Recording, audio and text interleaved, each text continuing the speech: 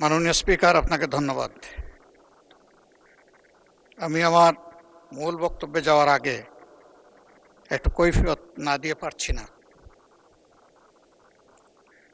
আমাদের সরকারি দলীয় সম্মানিত সংসদ সদস্যবৃন্দ বক্তব্য রাখার সময় কিছু বিষয় আমাদের দিকে ইঙ্গিত করেছেন, যেটার জন্য আমরা উপযুক্ত নই এবং দায়ী নই বলে মনে করি। একজন মাননীয় সদস্য বলেছেন, মব কালচার সৃষ্টি করার অতীত ইতিহাস আমাদের আছে এবং এখনো করতে চাই। যদি এটা আমি শুনে থাকি আর এটাই সঠিক তিনি বলে থাকেন, আমি বেদনার সাথে তার তীব্র প্রতিবাদ করছি।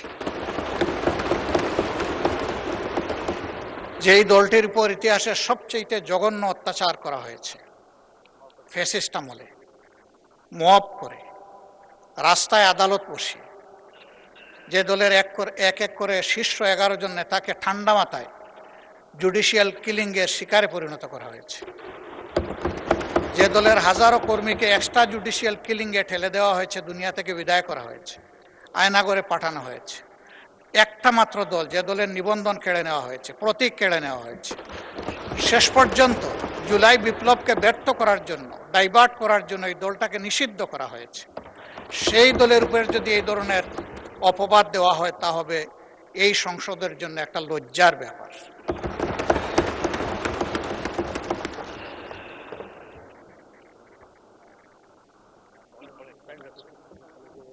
মাননীয় স্পিকার, আমার 3 মিনিট চলে গেছে, আপনার দিকে খেয়াল করতে 3 সেকেন্ড, এটা আমি পাবো ইনশাল্লাহ। এখানে আগে বলেছিলেন একজন সংসদ সদস্য যে আমরা সংবিধান ছুঁড়ে ফেলার কথা বলেছি। এই মহান সংসদকে সাক্ষী রেখে বলছি, আমাদের কেউ কখনো এই কথা বলে নাই। আমরা এই সংবিধানের পরিবর্তন চেয়েছি, যাতে একটি ন্যায়ভিত্তিক, ইনসাফ ভিত্তিক সমাজ কায়েম হয়, ফ্যাসিবাদ মুক্ত একটা দেশ আমরা পাই, সমাজ পাই, শাসন পাই। সেই জন্য আমরা কথা বলেছি। বরঞ্চ যারা বলেছেন তাদের অনেকেই দফায় দফায় এই কথাগুলো বলেছেন। একজন সম্মানিত সদস্য আজকেও বলেছে, আমরা কিন্তু কখনো বলিনি আমরা সংবিধান বিরোধী নই। সংবিধানের ওই জায়গাগুলো আমরা চাই না যেই জায়গা গত 54 বছরে ফ্যাসিবাদের জন্ম দিয়েছে দফায় দফায়। ওই জায়গাগুলোর সংস্কার চাই আমরা। এরপরে বলা হচ্ছে আমরা জুলাই সনদের, মনে হচ্ছে যে আমরা মুখোমুখি হয়ে যাচ্ছি। জুলাই সনদ গণঅভ্যুত্থানের অংশ, হৃদয় কলিজার একটা অংশ। আমরা এটার বিরুদ্ধে যাব কেন? আমাদের বক্তব্য, আখতার হোসেন চমৎকারভাবে বলেছেন, আমাদের বক্তব্য হচ্ছে যে আমরা অর্ডার মানি, আমরা অভ্যুত্থানের বাস্তবতা মানি, আমরা গণভোট মানি, আমরা গণভোটের মাধ্যমে যে সংস্কার পরিষদ হওয়ার কথা তা মানি, আমরা প্রয়োজন ক্ষেত্রে সংবিধানের সংশোধন মানি, আমরা জুলাই সনদ সুন্দরভাবে বাস্তবায়নের বিষয়টা মানি। এই কোনো জায়গায় অমান্যের কোনো জায়গা আমাদের পক্ষ থেকে নেই। এখন যদি আমরা সবাই সব কিছু মানি, তাহলে যে মানার ভিত্তিতে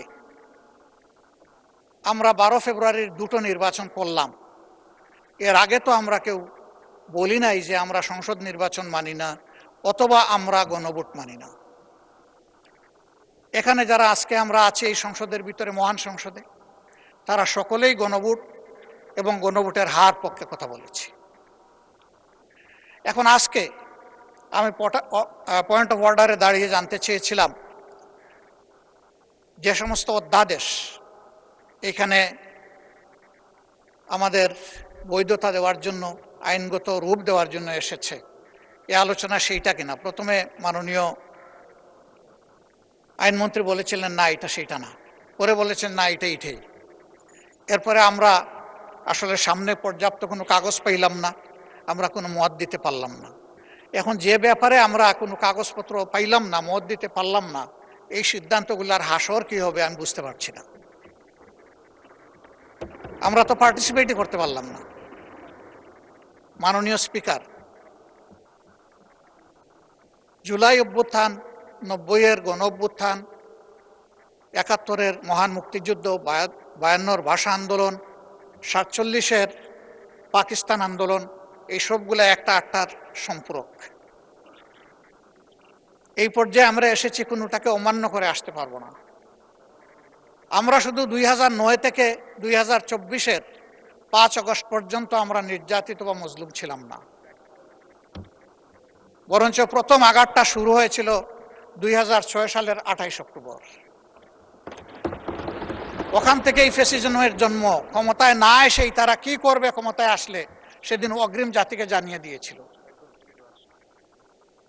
সারা দেশে 2 দিনে 54 জন মানুষ, শুধু জামাতে ইসলামী না, বিএনপিরও সেই সময় নির্মমভাবে তাদেরকে খুন করা হয়েছে।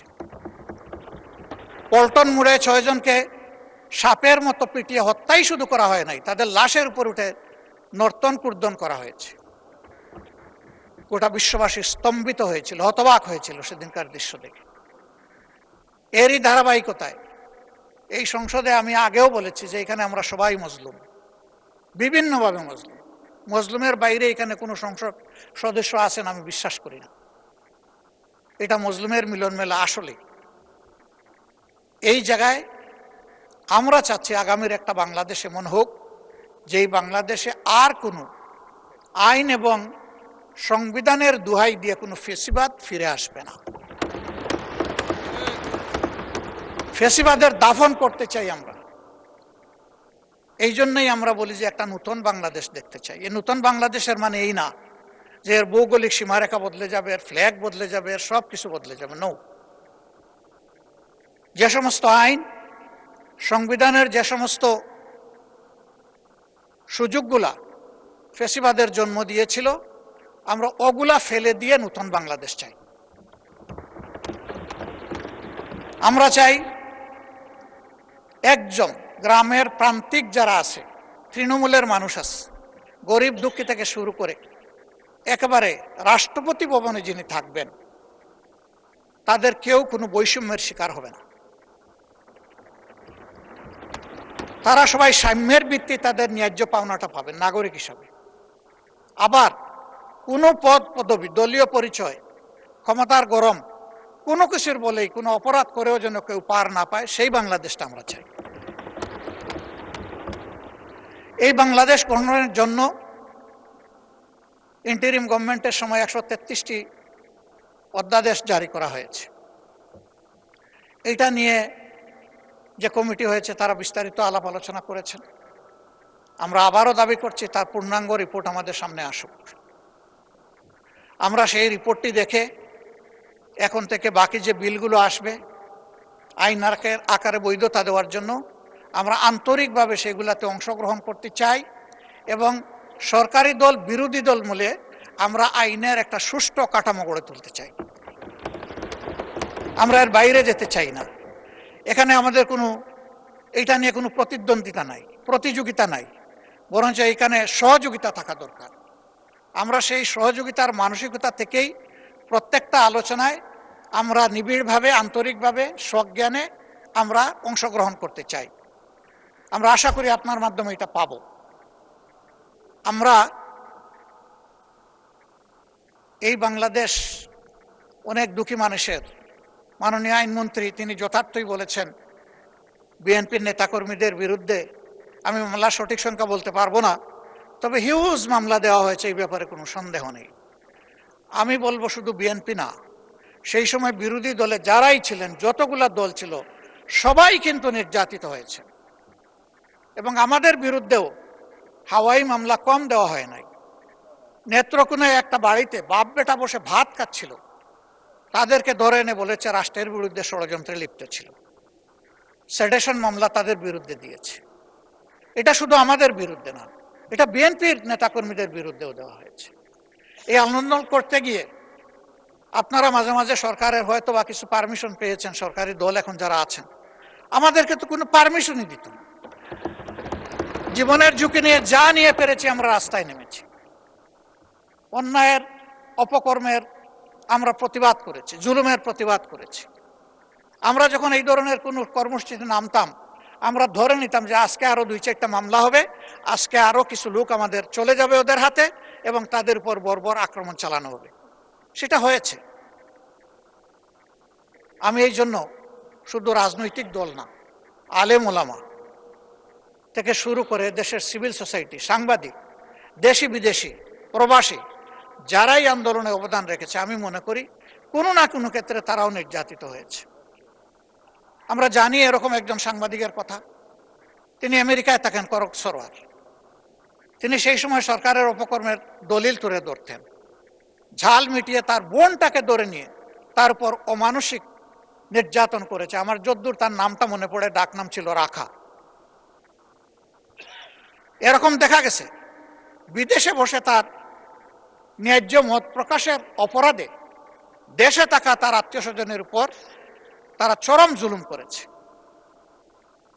আমি বলবো যে মুষ্টিমেয় একটি পরিবার, একটি গোষ্ঠী ছাড়া গোটা বাংলাদেশ সেদিন ছিল মজলুম। আর কারাগার 64 জেলায়, শুধু 64টা না, আর কাশেমপুরে আরো বাড়তি 4টা না, বরঞ্চ সারা বাংলাদেশটাই ছিল একটা কারাগার।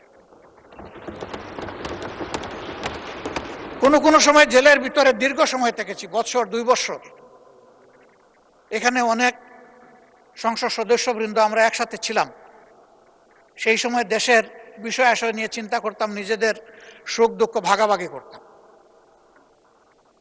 ওই সময়টা আমাদের মাঝে কোনো বিরোধ ছিল না, কোনো ডিভিশন ছিল না, আমরা সবাই ছিলাম, আমাদের অবস্থান ছিল বাংলাদেশের পক্ষে, আমরা বাংলাদেশি। কিন্তু আশ্চর্য, এরপরের অধ্যায় দেখি এখন বদলে গেছে। আমরা এক একজনকে ঠেলে বিনা টিকিটে এক দেশ থেকে আরেক দেশে পাঠিয়ে দিই। টিকিট ছাড়া যাবে কেমনে? টিকিট নাই, ভিসা নাই, চলে যাও অমুক দেশে। আসলে এই ধরনের তৎপরতা আমি করলে ওইটা অন্যায়, অন্য কেউ করলে ওইটা অন্যায়। আমি এটা নিন্দা জানাই। এই সংস্কৃতি বন্ধ হওয়া উচিত।